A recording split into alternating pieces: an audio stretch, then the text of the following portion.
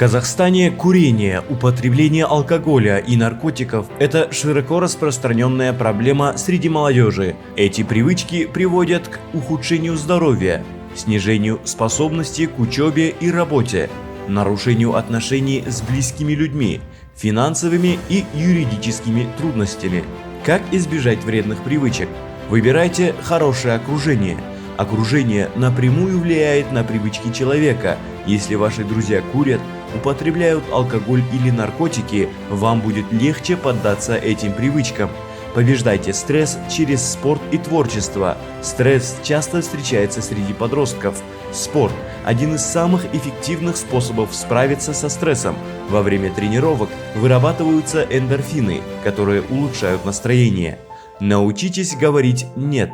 Умение противостоять давлению – один из самых важных навыков. Если друзья или знакомые предлагают вам попробовать что-то, говоря «давай попробуй», все так делают. Научитесь уверенно и твердо отвечать «нет».